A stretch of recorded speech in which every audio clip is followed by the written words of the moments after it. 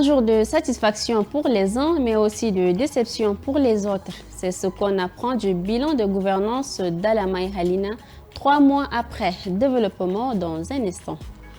Poursuivre la réforme de l'enseignement supérieur est le mobile d'une tournée du ministre de tutelle. Ce dernier est à Doba, dans la province du Logone oriental. C'est tout pour les titres.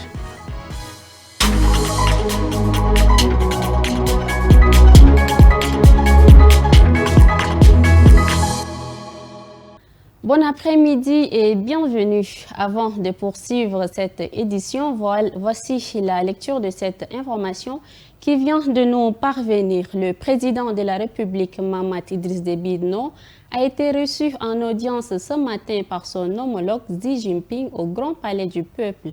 Les échanges entre les chefs d'État ont porté sur la coopération bilatérale entre les deux pays. À Pékin, le chef de l'État, Mahamat Idriss Déby Itno, prendra part aux côtés de ses homologues africains au Forum sur la coopération sino-africaine.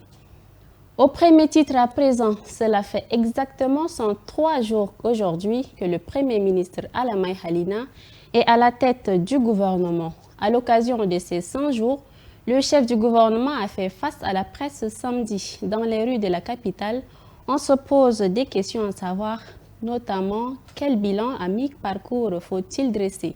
Réponse avec Sanda Kapdana et Krios Boyom. 3 mois et 10 jours, c'est le temps que le Premier ministre Alamai Halina a passé à la tête du gouvernement. Nommé le 23 mai, au lendemain de l'élection du candidat de la coalition pour un Tchad uni, Mahamat Idriss Déby Itno, comme président de la République, le diplomate a été désigné pour mettre en œuvre le programme politique du vainqueur du scrutin présidentiel. Face aux nombreux défis, son camp estime que le bilan est satisfaisant. Moi, je crois, honnêtement, pour un Tchadien qui est d'accord, honnête avec lui-même, nous avons fait des grands pas, très grands pas et des pas positifs. Comme on l'a dit tout à l'heure, le bilan est très satisfaisant. Dans les rangs de l'opposition, on balaie d'un revers de main les actions posées. Pour moi, il n'y a aucun résultat réussi et réalisé durant 3 mois ou voire 4 mois d'exercice du Premier ministre. Le seul résultat qu'ils ont pour célébrer, c'est la création d'un site web de la primature. Je pense que c'est ça le résultat qu'ils ont. Si vous prenez dans le domaine éducatif, dans le domaine de la santé, dans le domaine des infrastructures, dans le domaine de l'énergie, il n'y a rien, il n'y a aucune amélioration. Le Premier ministre Alamai Halina est le premier chef du gouvernement de la 5e République et aussi le premier chef du gouvernement du premier mandat du président élu, Mahamat Idriss Déby Itno. Le ministre d'État de l'Enseignement supérieur, de la Recherche scientifique et de la formation professionnelle, Dr Tom Erdimi, est depuis ce 2 septembre à Doba, chef-lieu de la province du Logone oriental, pour s'imprégner des réalités de l'université de la zone. Assa Morzim Leila pour plus de détails. La pérennisation de la normalisation de l'année académique, le respect des textes de la hiérarchie, l'esprit patriotique pour le travail bien fait et bien d'autres orientations techniques, administratives et académiques sont le mobile de la visite du ministre de l'Enseignement supérieur. Une tournée qui a débuté depuis quelques jours sur l'ensemble du territoire national. Et celle de Doba constitue une étape cruciale. Dans le cadre du programme du président de la République pour le quinquennat, il a été mis un accent particulier sur le développement de la formation professionnelle, mais surtout de l'enseignement supérieur. Et dans ce cadre de l'enseignement supérieur, monsieur le gouverneur, il y aura une décentralisation totale de l'enseignement supérieur et du système éducatif de manière générale. Cette décentralisation se fera autour des académies où non seulement les recteurs, mais les gouverneurs seront intimement associés, liés à la gestion et à la conduite du système éducatif. Le ministre d'État a réitéré certaines mesures prises lors des journées d'échange et de réflexion sur l'enseignement supérieur en décembre 2022, dont l'une de ces mesures est celle qui donne 5 ans aux assistants d'obtenir leur thèse de doctorat. Passé ce délai, ils seront reversés dans l'éducation nationale, a martelé le ministre. Le ministre de la Santé publique, en partenariat avec le Fonds des Nations Unies pour la population, a organisé un atelier de restitution des résultats de l'analyse coût-efficacité de la planification familiale au Tchad. Il vise à renforcer l'accès aux produits de planification familiale. Compte rendu de Rimteta Alfred, Abakar Lambert et Mbaïlassom Emmanuel. Menée par le cabinet Genesis, cette étude, dénommée Analyse coût-efficacité de la planification familiale au Tchad, vise à mesurer les efforts du pays en termes d'investissement dans la planification familiale et envisager l'augmentation des dits investissements.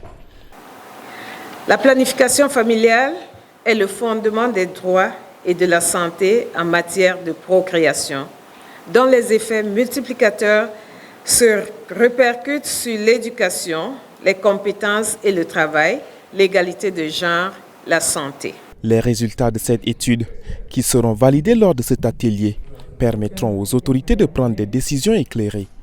Il est indéniable de rendre les produits contraceptifs accessibles aux femmes en âge quand elles les désirent ou elles les désirent, ce qui induit un investissement du pays ainsi que des partenaires au développement pour rendre le produit contraceptif disponible jusqu'au dernier kilomètre. Or, dans tous les investissements, il est important de mesurer l'existant, apprécier les gaps pour développer une stratégie de mobilisation de ressources durables pour combler le gap. Dans une analyse réalisée en 2022, l'UNFPA estime que pour chaque dollar investi dans la planification familiale et la santé maternelle dans les pays en développement, le retour sur investissement pour les familles et les sociétés est de 8,40 $.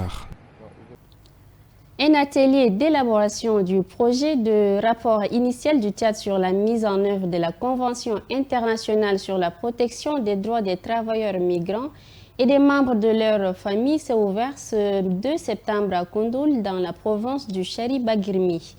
Il est organisé par l'Office des Nations Unies contre la drogue et le crime et le Haut Commissariat des Nations Unies aux droits de l'homme. Ndale Paul, Abakar Lambert et Rassem Mordim Leila pour le compte-rendu. Dans leur périple, les migrants font face à de nombreuses difficultés. Ce qui, dans certains cas, porte atteinte à leurs droits ainsi qu'à ceux des membres de leur famille. De tout temps, le gouvernement tchadien dit œuvrer pour la protection des droits humains, y compris ceux des personnes en migration. Le Tchad a souscrit à plusieurs engagements internationaux, régionaux et sous-régionaux en vue de l'instauration d'un véritable état de droit. La République du Tchad a ratifié la Convention internationale sur la protection des droits de tous les travailleurs migrants et des membres de leur famille le 22 février 2022, démontrant ainsi une fois de plus son engagement pour un cadre de gouvernance favorable aux droits humains. L'élaboration du projet de rapport initial du Tchad sur la mise en œuvre de la Convention internationale sur la protection des droits des travailleurs migrants permettra au pays de faire un pas dans le respect de l'un de ses engagements internationaux.